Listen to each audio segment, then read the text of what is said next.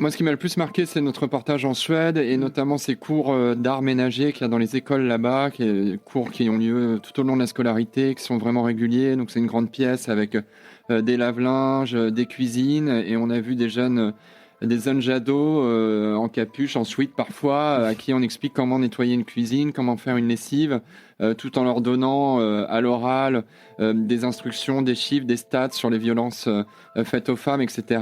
Et de voir ces gamins à qui on explique comment méthodiquement nettoyer un lavabo de cuisine, j'ai trouvé que c'était vraiment très politique.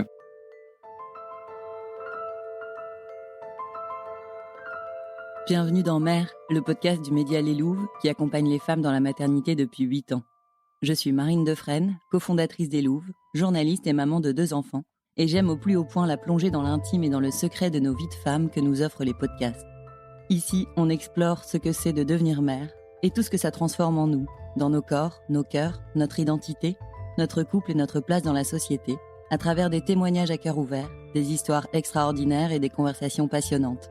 Pour ne manquer aucun épisode, abonnez-vous au podcast sur votre plateforme préférée, suivez-nous sur Instagram et sur leslouves.com. Bonne écoute. Bonjour à toutes et à tous. Nos invités d'aujourd'hui sont 2 journalistes et pères qui se targuaient d'être investis et ultra impliqués dans leur paternité. Des nouveaux papas modèles qu'on encense et qu'on félicite, jusqu'à ce qu'ils se confrontent aux statistiques. Les femmes gèrent encore 71% des activités parentales et 64% des tâches domestiques. Stéphane et Guillaume ont alors décidé de mener l'enquête pour expliquer cette inertie du partage de la charge mentale dans le couple hétéroparental. Dans une BD explicite et très documentée, ils nous racontent cette quête de vérité dans les méandres et les rouages tenaces du patriarcat, et finalement une introspection minutieuse de leur propre biais, pour faire le constat non pas de l'exploit accompli par les pères d'aujourd'hui, mais du chemin qu'il reste à parcourir pour les pères de demain. Alors comment devenir un père égalitaire qui prend vraiment sa part à 50-50, voire plus? Voici ce que j'avais envie de leur demander aujourd'hui. Je vous souhaite une bonne écoute. Bonjour Stéphane, bonjour Guillaume. Bonjour. Salut. Merci d'être là aujourd'hui. Merci Stéphane d'être là après cette nuit américaine à France Inter. De rien. Un petit contexte, on est au matin de l'élection, la réélection a priori de Donald Trump. Voilà, petit méga gueule de bois, on peut le dire. Double gueule de bois. Exactement. D'abord, l'arnaque des nouveaux pères, c'est le titre de cette BD qui m'a tout de suite donné envie de la demander. Publiée aux éditions Glénat, elle a le mérite de régler son compte au papa modèle. Qu'est-ce que vous leur reprochez ? On leur reproche de ne pas être à la hauteur de l'image publique qu'on donne d'eux, c'est-à-dire que publiquement on raconte qu'ils sont aujourd'hui presque à l'égal des mères, qu'ils sont autant investis, qu'ils ont vraiment changé fondamentalement depuis 20-30 ans. Et puis on leur reproche aussi de pas s'en rendre compte forcément, de pas faire le chemin qui reste pour accomplir cette égalité, pour en tout cas se rapprocher du 50-50, de continuer un peu à se bercer d'illusions. Quand on dit qu'on leur reproche, on se les reprochait aussi dans la BD, je pense qu'on va en parler, mais voilà, c'est le chemin qu'on raconte dans la BD, c'est le nôtre et c'est celui de pas mal d'autres pères de 2024. Moi, je leur reproche qu'une seule chose, c'est de se raconter une histoire, c'est-à-dire de se voir et de se dire plus beaux qu'ils ne le sont. C'est le seul truc que je peux leur reprocher. Après, pour moi, l'objectif de 50-50 n'en est pas forcément un. Chaque couple a ses ressorts, chaque parent peut avoir sa spécialisation, il peut y avoir des différentiels d'activité fortes entre un parent qui travaille et pas l'autre, etc., etc. Le but du jeu, je pense, c'est que personne ne soit lésé dans un couple hétérosexuel qui a un projet parental et que donc les choses soient dites et qu'elles ne soient pas cachées. Sinon, il y a une arnaque et c'est pour ça qu'on a fait cette BD. Et puis, au bout du compte, il y a peut-être aussi le fait de vouloir éviter peut-être des séparations avec des femmes en colère qui finissent par jeter l'éponge. Wow, ça, chacun fait comme il peut, comme il veut. Vous n'avez pas encore la statistique. Non, mais... non, on n'est pas là pour que les couples se portent bien, mais je veux dire, on est journaliste. Un peu quand même. Ouais, je sais pas, non, j'en sais rien, je sais pas. Moi, j'ai fait cette BD essentiellement parce qu'il y avait beaucoup de femmes autour de moi qui me disaient qu'elles en pouvaient plus, qu'elles étaient un peu en burn-out parental, enfin maternel plutôt. Ça m'a beaucoup interpellé. L'idée de la BD, c'était pas de sauver leur couple, c'était vraiment de faire écho aux témoignages de ces femmes parce que je les trouvais forts et puis de secouer un peu les autres mecs comme on a pu être secoués nous-mêmes en faisant cette BD parce que voilà, il y a un peu des œillères, il y a des choses dont on se rend pas forcément compte et il est un peu temps en 2024 de s'ouvrir les yeux. Alors justement, c'est donc une démarche tout à fait authentique de vous en tant que père et en tant que journaliste, je le reprécise. Comment ça a démarré entre vous deux. Qu'est-ce qui a fait naître ce projet qui est vraiment à mi-chemin entre votre vie pro et votre vie perso ? Alors donc nous deux, on avait écrit un premier projet, une BD sur les contraceptés, la contraception masculine. Donc voilà, on était tous les deux très intéressés par toutes ces questions liées à l'égalité femmes-hommes, à MeToo, à tout ce qui se passe dans le sillon et dans les conséquences de MeToo. Et comme on était tous les deux jeunes papas, on s'est dit, voilà, est-ce qu'il n'y a pas un autre tabou? Est-ce qu'il n'y a pas d'autres trucs où on se raconte un peu une histoire, où on fait semblant de ne pas voir qu'il y a un éléphant dans la pièce? Et on est assez vite tombé sur cette histoire de jeunes papas qui, parce qu'ils changent un peu plus de couches que leur propre père, ou donnent un peu plus le biberon, ont l'impression de faire 50-50 alors qu'on en est très loin.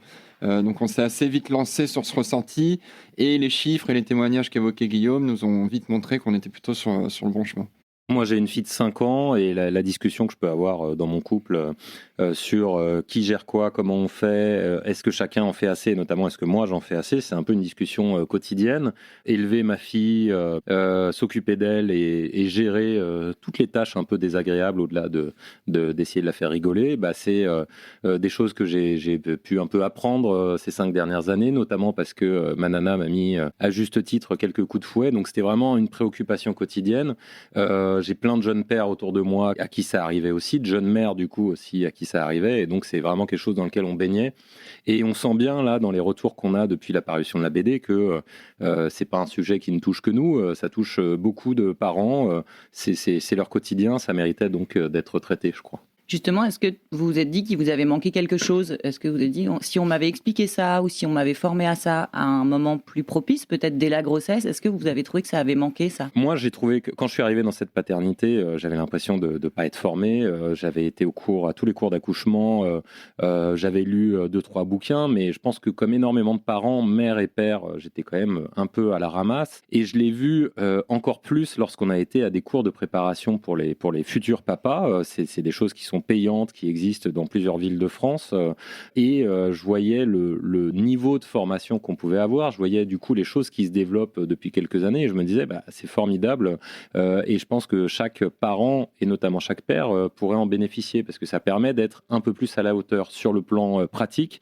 mais aussi sur le plan politique, parce que c'était des cours qui disaient au père non seulement voilà comment changer une couche, mais aussi tu vas devoir changer des couches, et c'est bien de changer des couches parce que tu es un parent et tu n'es pas un assistant. C'est les ateliers du futur papa de Gilles Vaquier de la Baume ? Oui, absolument. Moi, ça m'a beaucoup manqué, oui, cette absence quasi totale de transmission vers le garçon que j'étais. Ça m'a beaucoup manqué de jamais avoir, qu'on se tourne jamais vers moi pour me dire, voilà, comment on change bien une couche, comment se passe ce moment, etc., etc. Alors après, je veux pas me dédouaner de mes propres responsabilités, j'ai pas cherché à faire ces formations, etc. Je m'y suis pas intéressé plus que ça.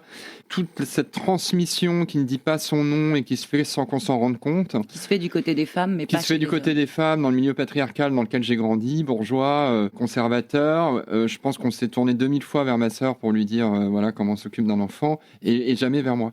Et en fait, moi, ça, en tant que jeune père, je me rends compte maintenant que je m'intéresse à ces questions et que j'espère un peu changer, énormément manqué, quoi, vraiment. Alors, vous avez fait beaucoup de rencontres pour cette enquête. Je me demande bien combien de temps ça vous a pris, parce qu'il y a vraiment du monde, des voyages, des chercheurs, des sociologues, des coachs, des pères au foyer, des autrices, des philosophes. Donc, pour nourrir l'enquête, quelle rencontre vous a le plus marqué ou surpris, laquelle peut-être a provoqué un déclic et une vraie prise de conscience personnelle ? Moi, ce qui m'a le plus marqué, c'est notre reportage en Suède, et notamment ces cours d'art ménager qu'il y a dans les écoles là-bas, cours qui ont lieu tout au long de la scolarité, qui sont vraiment réguliers. Donc c'est une grande pièce avec des lave-linges, des cuisines, et on a vu des jeunes jadots en capuche, en sweat parfois, à qui on explique comment nettoyer une cuisine, comment faire une lessive, tout en leur donnant à l'oral des instructions, des chiffres, des stats sur les violences faites aux femmes, etc.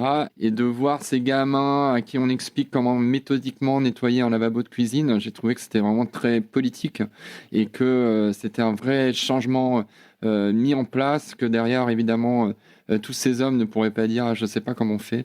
Ça a vraiment été une image très forte. C'est des cours mixtes auxquels vous avez assisté ? Ouais, c'est toute la classe qui passe en formation, comme si c'était un cours d'anglais. De mon côté, j'ai déjà parlé des cours pour jeunes papas, donc je vais choisir autre chose. Je vais peut-être parler des groupes de parole pour pères violents auxquels on a participé avec Antoine Grimet qui a dessiné la BD. Je tenais vraiment beaucoup à évoquer ce sujet de la violence, des violences sexuelles, des violences intrafamiliales qu'il pouvait y avoir dans le couple hétéro, parce que pour moi, ça faisait partie de toute cette image du père fantastique qu'il y aurait en 2024 et qu'on voulait au moins tempérer, sinon casser.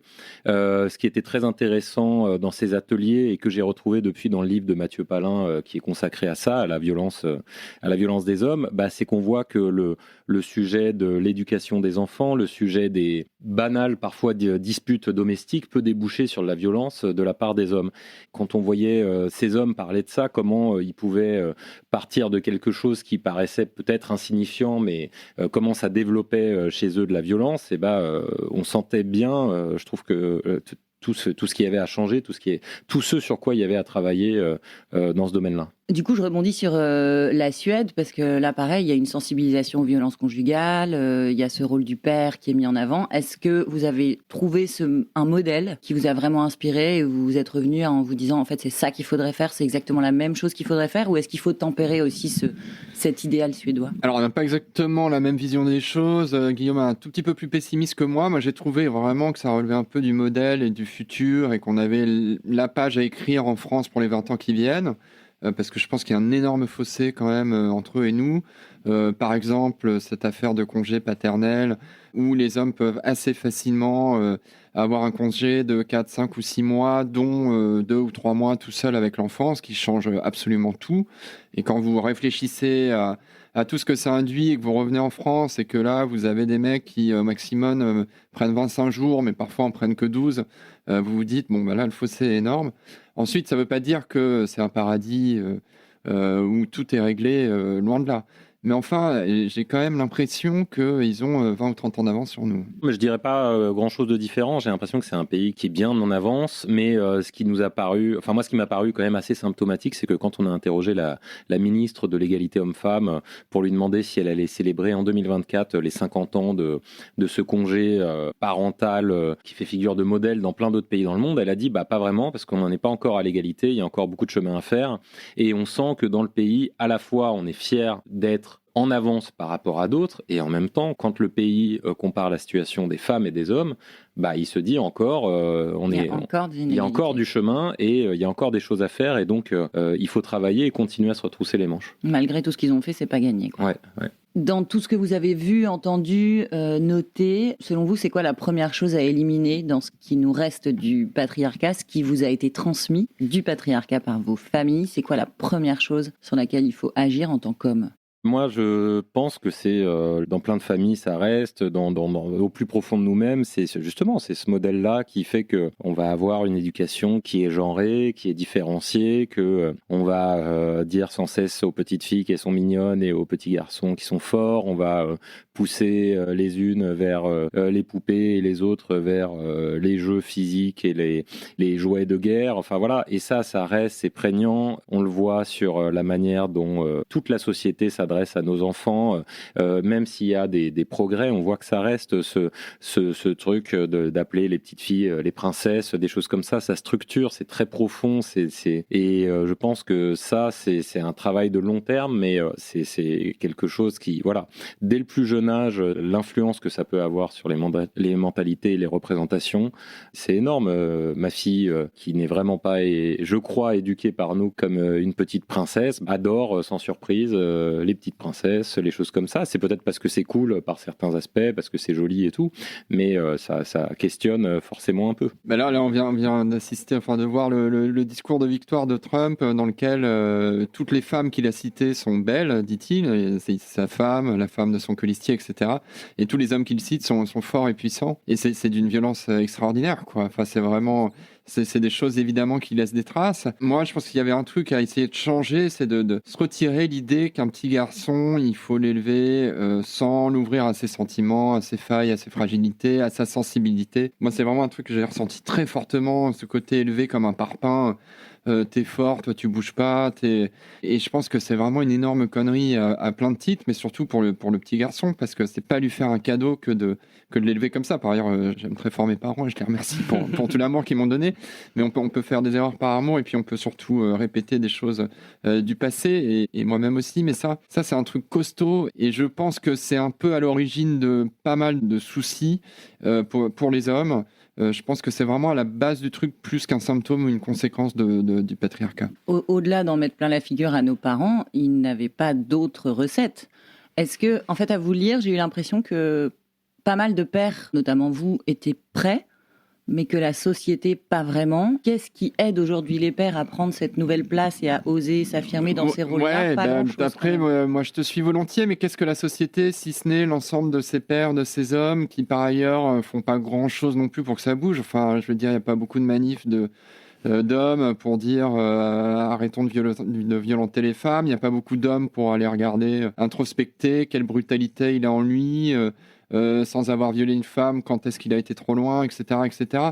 Donc la société, oui, moi je te suis volontiers, mais la société, c'est nous, quoi. Et bon, côté homme, il se passe pas des tonnes, des caisses de trucs. Hein. On voit en marche quelques nouveaux modèles se développer. Je pense que dans des discussions, dans certains milieux d'hommes, il y a de pères, de jeunes pères, il y a des choses qui bougent un petit peu, mais c'est pas encore un mouvement de masse. Si on s'extrait de la question des pères juste pour parler des hommes et on regarde 3 mois de procès Mazan, enfin 2 mois, on voit qu'il n'y a pas eu énormément de mouvements. On voit je ne sais combien de témoignages de femmes qui, à juste titre, disent qu'elles sont bouleversées dans leur chair par ce procès parce que elles sentent que ça, comme jamais, à quel point ça peut exercer une menace sur elles. Il y a quand même énormément d'indifférence. On n'a pas vraiment entendu les hommes. Non, pas beaucoup, très peu. Justement, tu parlais de Trump. Est-ce que vous, dans vos recherches et dans la promotion de cette BD, vous avez eu des commentaires ou des critiques masculinistes? Parce que apparemment, ça existe en France aussi. Il n'y a pas qu'aux États-Unis. Est-ce que vous identifiez ces mouvements? Est-ce qu'ils sont en pleine recrudescence ou est-ce que ça vous paraît un petit peu surévalué de parler de mouvements masculinistes? Non, moi, j'ai pas l'impression du tout qu'on les voit. En plus, pour le coup, nous, on s'est intéressé aux nouveaux pères, donc qui ont quand même à minima, au moins, une réflexion un peu à minima là-dessus. On s'est pas intéressé à ceux qui sont des pères à l'ancienne, qui de toute façon pensent que le père, c'est l'autorité, qui ramène le fric à la maison avec une mère au foyer, qui fait tout le reste. Donc, et puis, bon, ils nous asticotent un peu sur les réseaux sociaux, mais sans plus. Et puis, moi, ça m'intéresse pas du tout de les éduquer, donc je rentre pas vraiment en contact. J'ai l'impression qu'on a rencontré surtout des gens gentils, plutôt éveillés et qui réfléchissent plutôt. C'est vrai que dans les rencontres qu'on a faites, on s'est plutôt concentré sur une partie du spectre. Après, dans les retours qu'on a, moi, je trouve quand même, parce que je suis un peu un psychopathe, je passe mon temps à lire tout ce qui se dit autour du thème sur lequel on travaille. Dans les retours qu'on a, il y a quand même eu pas mal notamment de mouvements de pères séparés qui sont venus commenter la BD pour dire que, en gros, tout ça c'était la faute des femmes, qu'elles accaparaient les enfants et qu'il n'y avait jamais de place pour les pères pour se comporter en père, quoi. Et puis c'est intéressant, je trouve, de voir les réactions très genrées autour de la BD, c'est-à-dire que les femmes globalement réagissent à la BD en disant que ça fait écho à leur vie, à leurs problèmes, et elles sont enthousiastes et on les remercie. Il y a beaucoup d'hommes qui spontanément sont heurtés par le titre L'arnaque des nouveaux pères, qui se sentent obligés de se positionner en disant que ils sont une arnaque ou pas et qu'autour d'eux il y a des arnaques ou pas mais eux n'en sont pas, qui trouvent que c'est une attaque un peu gratuite, qui trouvent que on fait du tort à une cause des hommes qui existerait et dont on devrait forcément faire partie puisqu'on est des hommes, et je trouve ça assez intéressant, quoi. C'est peut-être aussi qu'on a un peu touché juste, mais en tout cas, de suite, ça heurte et ça provoque quelque chose d'épidermique chez beaucoup de mecs qui ont réagi, je trouve, autour de la BD. Alors les femmes, justement, est-ce qu'elles ont aussi une part de choses à changer, de biais à faire évoluer? Il n'y a pas que les hommes qui devraient faire leur mea culpa, on porte aussi une part de responsabilité de tout ce qu'on porte de ce patriarcat. C'est quoi les premières choses sur lesquelles vous sentez que le bas blesse à ce niveau-là, chez les femmes? Nous, c'est une problématique qu'on voulait aborder et sur laquelle on se sentait vraiment pas à l'aise parce que les questions qu'on pose dans ces projets-là, ça vise pas à venir donner des leçons aux femmes. Donc, on était mal à l'aise. Mais il se trouve que quand on a parlé du sujet de la BD pendant tout le travail de rédaction, on avait plein de femmes qui nous disaient, mais quand même, faut que vous disiez que c'est la faute des femmes. Elles lâchent jamais le morceau, elles lâchent jamais du lest. Et bon, je comprends que les mecs ils soient emmerdés et qu'ils fassent passe rien parce que les femmes veulent tout accaparer. Donc on était un peu merdeux et donc on a été lire un peu ce que disaient justement les autrices féministes là-dessus, notamment Tissou Lecoq qui a signé la préface de la BD. Et ce qu'elles disent, qui me paraît vraiment intéressant, c'est que tout ça peut s'expliquer. Si les femmes, si les mères veulent accaparer un certain nombre de choses dans les couples hétéros, c'est parce qu'on leur demande tout le temps d'être dans la gestion de ce couple hétéro, dans la gestion du foyer, et que si ça se passe mal, elles en sont les premières responsables, les premières culpabilisées. Et donc, mécaniquement, elles vont vouloir un peu plus que les pères que les choses soient bien faites, et peut-être plus encore si elles ont à côté d'elles des pères qui, globalement, sont pas à la hauteur, se comportent comme on le documente dans la BD avec une planche qui a pas mal fait réagir, comme des pères brouillons, comme des pères autruches qui, en gros, voient l'accumulation de tâches à faire, mais font semblant de ne pas l'avoir ou les exécutent mal. Donc, il y a des mécanismes qui expliquent tout ça, je pense. Les femmes, ok. Et vous, alors dans votre vie perso, est-ce que cette enquête a changé quelque chose ? Vie pro, perso, familiale, est-ce que vous avez pris les devants ? Est-ce qu'il y a eu des mesures radicales ou des changements insidieux au fil de l'enquête ? Oui, heureusement que ça a une incidence sur nos vies perso. C'est fait un peu pour ça. Moi, j'ai une amie qui m'a écrit j'ai lu ta BD, je vois que ta psychothérapie s'est bien passée et que cette BD a servi à ça, quoi. Donc, heureusement, après, j'ai pas. Il y a rien de spectaculaire. Il y a des choses, moi, où on s'est partagé les choses vraiment un d'un côté, un de l'autre. Par exemple, le nombre d'histoires qu'on lit à notre fils le soir. Maintenant, c'est 3 et 3, comme ça, au moins, c'est clair. Il y a plus ce truc de ça déborde et c'est la mère qui en lit plus.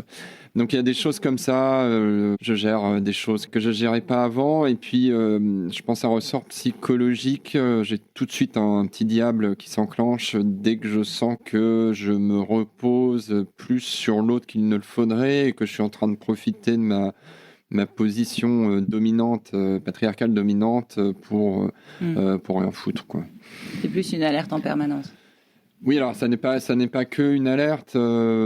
J'essaye d'être juste pour pas une vigilance. Me raconter un truc plus beau que ça ne l'est, mais ouais, une vigilance.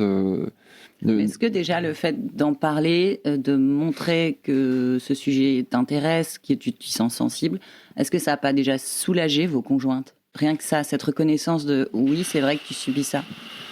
Parce qu'il n'y a pas tant d'hommes qui comprennent tout ça. Hein. Moi, il se trouve que je vis avec une femme qui est extrêmement engagée sur ces questions et donc elle passe son temps à me dire c'est bien, mais en fait c'est normal que vous en soyez là. Moi, je vis avec une femme qui est extrêmement pas engagée sur ces questions, donc c'est différent.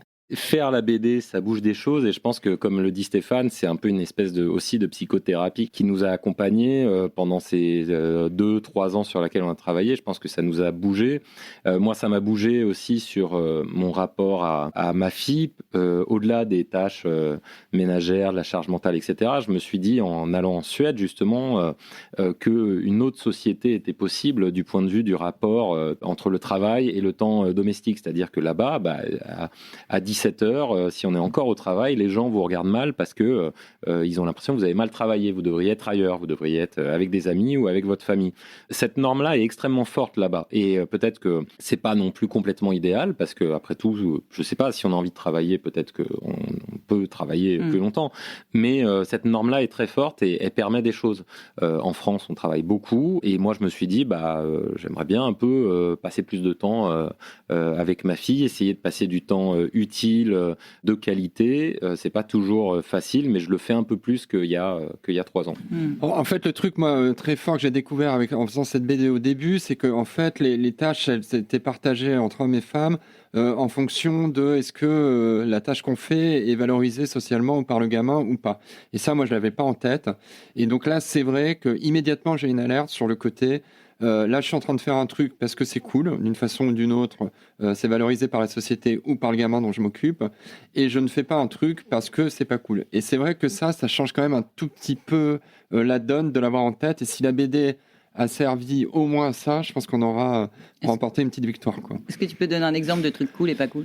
Oui, le truc cool, c'est préparer la bouffe, faire la bouffe, voilà. Ça dépend pour qui. Surtout les repas de fête, quoi. Pas chez moi. Non, mais même les repas de tous les jours. Je veux dire, quand vous avez des gamins qui attendent, que vous leur faites un gratin dauphinois, que tout le monde est content de le bouffer, voilà, c'est cool.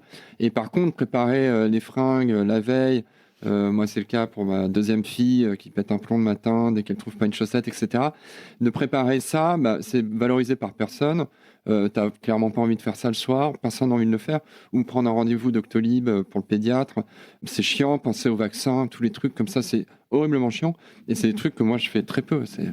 Ou même bêtement faire les lessives, quoi. Je veux dire, faire les lessives, ranger le lave-vaisselle, ça n'apporte aucun intérêt, sauf si on est un freak du rangement, et ça arrive aussi à des gens, mais je veux dire, ça n'a aucun intérêt du point de vue de la relation avec l'enfant, du point de vue de son développement personnel, mais c'est des choses qui sont indispensables.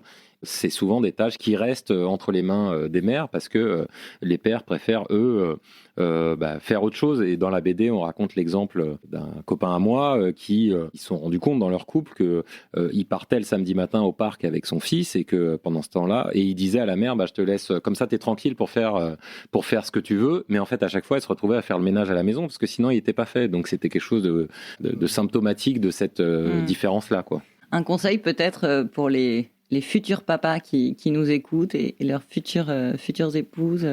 Alors, on pourrait dire lisez la BD, mais ça serait trop facile.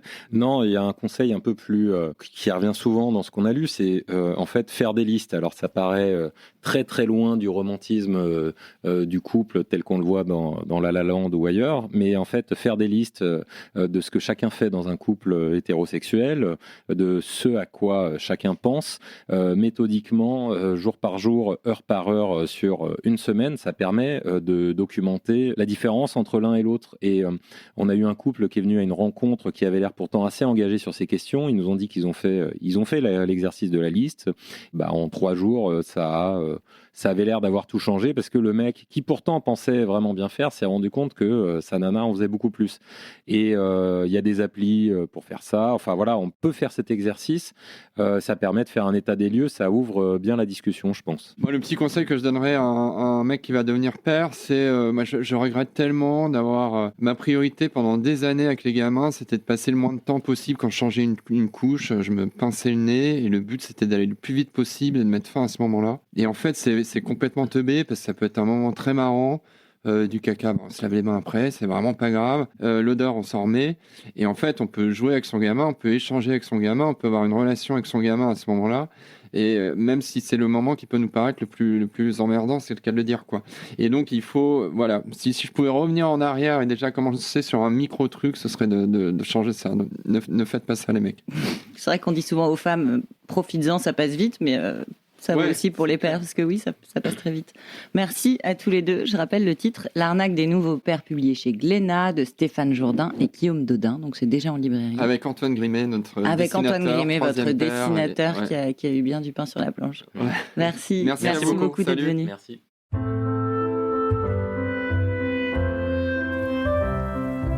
C'était un nouvel épisode de Mère, le podcast du média Les Louves. J'espère qu'il vous a touché ou inspiré.